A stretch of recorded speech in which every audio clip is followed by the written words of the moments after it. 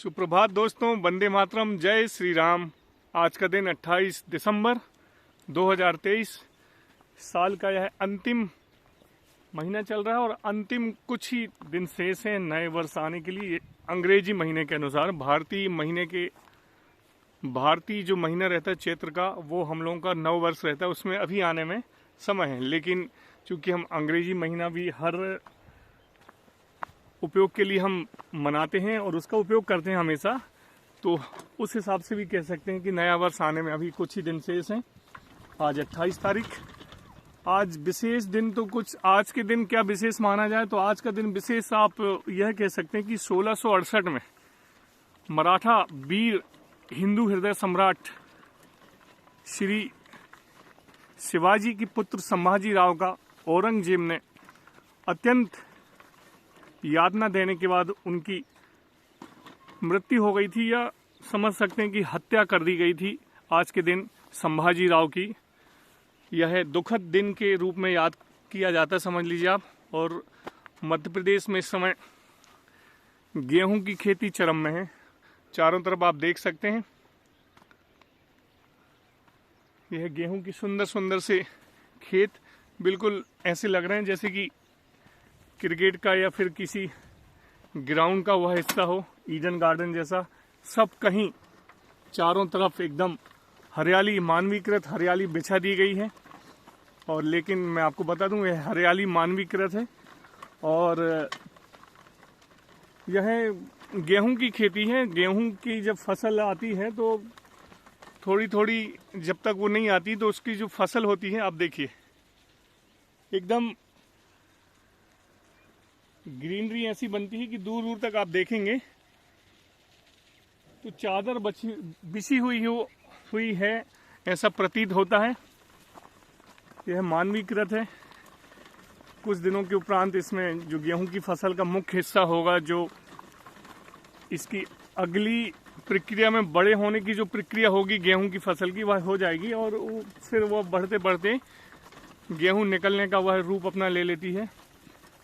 हमारा क्षेत्र दो फसलों के लिए विख्यात है, एक तो धान बारिश के मौसम में और दूसरा गेहूं। मध्य प्रदेश को वैसे भी हम 4-5 हिस्सों में बांट सकते हैं। इंदौर का एरिया कहलाता है मालवा अंचल, हम लोगों का एरिया समझ सकते हैं महाकौशल का एरिया, जबलपुर का एरिया जो कहलाता है महाकौशल का, और फिर रीवांचल कहलाता है, और यहाँ विदर्भ का एरिया भी थोड़ा सा टच कह सकते हैं। और दमोह सागर का जो एरिया है मध्य प्रदेश का, वह बुंदेलखंड कहलाता है। तो ये हमारा जो हिस्सा है मध्य प्रदेश का, इस हिस्से में गेहूं सबसे ज़्यादा लगाई जाती है रबी की फसल के रूप में, और फिर बारिश के टाइम में धान। कुछ जगह मक्का भी लगाया जाता है, लेकिन जहां पानी की प्रचुर मात्रा में व्यवस्था है वहां पर किसान गेहूं लगाना ही पसंद करता है। और इस फसल में बहुत ज़्यादा परेशानियों से नहीं उठानी पड़ती। पानी की आपके पास व्यवस्था हो अच्छी तो यह फसल गेहूं की उपयोगी है, क्योंकि गेहूं में 4 बार पानी दिया जाता है।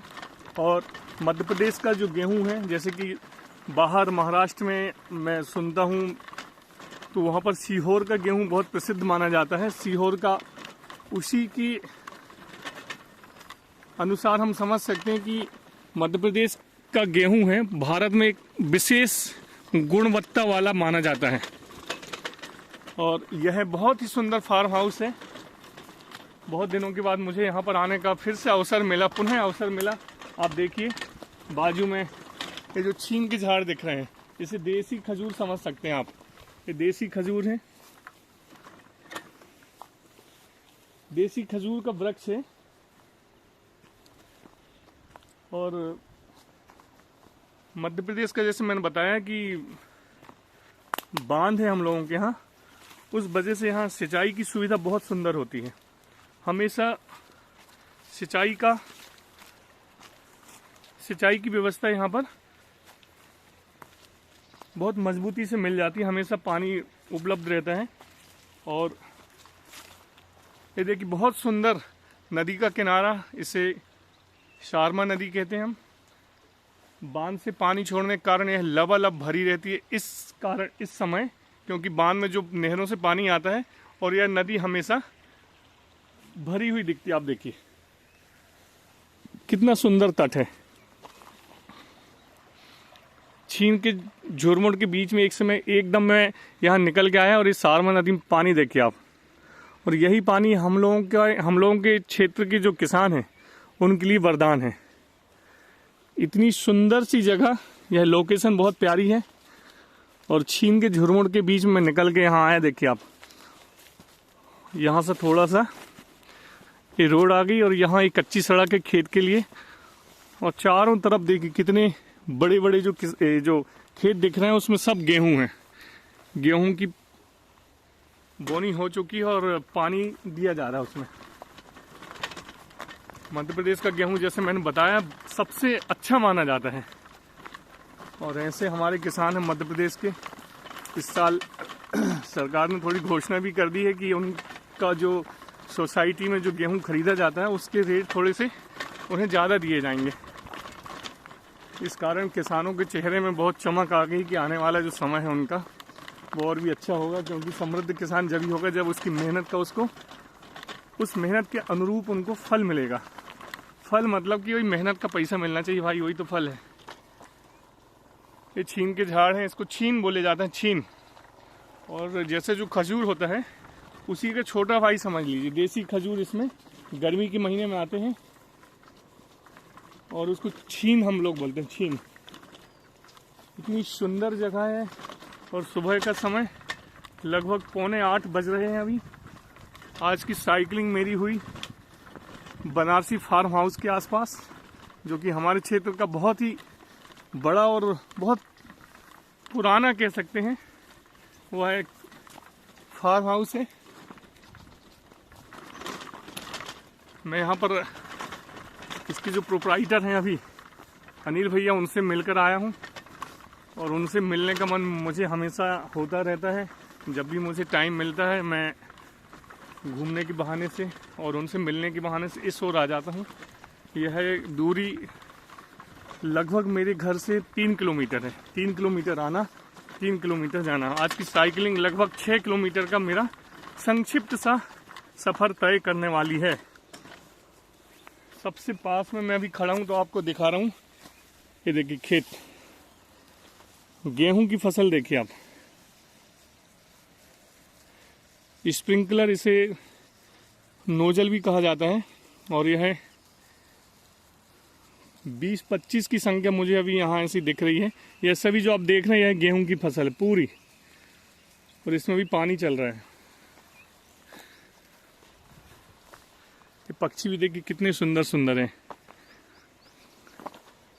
सुबह का मौसम एकदम एनर्जी से भरा हुआ रहता है भाई।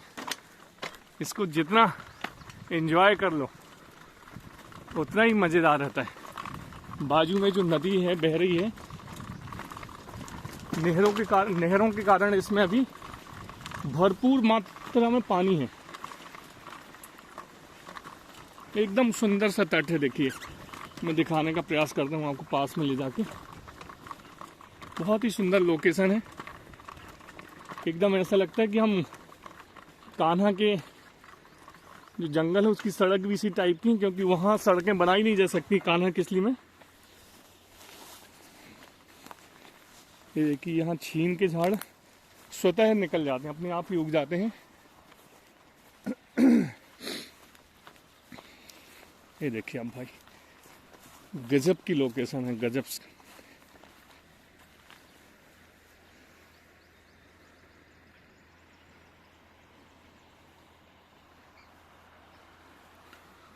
वो बया नाम की चिड़िया जो मैंने एक वीडियो बनाया था वो लटक रहे हैं, देखिए जल के ऊपर, नदी के ऊपर एकदम सुरक्षित से।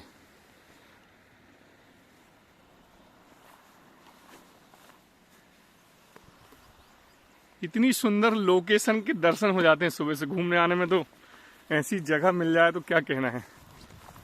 और प्रत्येक घुमक्कड़ी या प्रत्येक घूमने फिरने का प्रकृति प्रेमी ऐसी जगह को देखने के लिए, निहारने के लिए, इसमें जीने के लिए बहुत समय अपना देते हैं और बहुत दूर जाना पड़ता है उसे, लेकिन हम लोग इतने भाग्यशाली समझ सकते हैं हम कि घर से निकलते ही कुछ दूर चलते ही सुंदर सा है नज़ारा, और यह है सब हमारा। मतलब घर से निकलो, सुबह साइकिलिंग करिए, घूमने जाइए बढ़िया, और इन सुंदर सुंदर नज़ारों में, प्रकृति में आप भी समझ आइए, जी लीजिए थोड़ी सी जिंदगी। जैसा मैंने आज आपको बताया, आज का दिन विशेष 28 दिसंबर, वीर सम्राट, मराठा सम्राट बोलते हैं लेकिन वे समस्त हिंदुस्तान के सम्राट कह सकते हैं, शिवाजी महाराज के पुत्र संभाजी राव को औरंगजेब ने आज के दिन बहुत ही भीषण यातना दी, जिसके फलस्वरूप आज के दिन ही उनकी मृत्यु हो गई थी। मैं ऐसे वीर योद्धा को, जिन्होंने औरंगजेब की सभी यातनाएं सहन की और ना धर्म बदला अपना, ना देश के साथ, ना ही देश के साथ गद्दारी की, जो अपने धर्म के लिए सभी यातनाओं को हंसते हंसते सह गए, अपने धर्म के लिए, अपने देश के लिए। ऐसे वीर योद्धा संभाजी राव को मेरी अश्रुपूर्ण श्रद्धांजलि है। मैं चाहता हूँ ऐसे वीर योद्धाओं की जो जीवन की, जो जीवनी ही समझ लीजिए, आत्मकथा है, उनको भारतीय सरकार को, केंद्र सरकार को, राज्य सरकारों को पाठ्य पुस्तक में शामिल करना चाहिए, और बच्चों को यह दिखाना चाहिए कि जो आज़ादी आप लोगों को मिली है, धर्म की आज़ादी, देश की आज़ादी, वह ऐसे नहीं मिली है। उसके लिए कितने वीर लोगों ने अपनी जिंदगियां बलिदान कर दी हैं, कुर्बान कर दी हैं। ऐसे वीर योद्धा संभाजी राव, जो कि महान शिवाजी राव के पुत्र थे, उस परम पराक्रमी संभाजी राव को मेरी तरफ से 28 दिसंबर 2023 के दिन मैं उन्हें अश्रुपूर्ण श्रद्धा सुमन अर्पित करता हूं मन से। ऐसे वीर योद्धाओं के कारण ही हमारा भारत देश अभी तक इतना अच्छा विशाल है। उन लोगों ने यदि कुर्बानी ना दी होती तो। चलिए ठीक है, फिर से मिलते हैं अगले ब्लॉक तक। यह स्टेट हाईवे है, यह मंडला जाती है, गृह जिला है मंडला, और यह मेरा गांव पिंडरी इस तरफ। फिर मिलते हैं आपसे अगली सुबह सुंदर सी जगह पे। तब तक अपना अपना परिवार का ध्यान रखिए। सादर जय जैन, जय श्री राम, वंदे मातरम।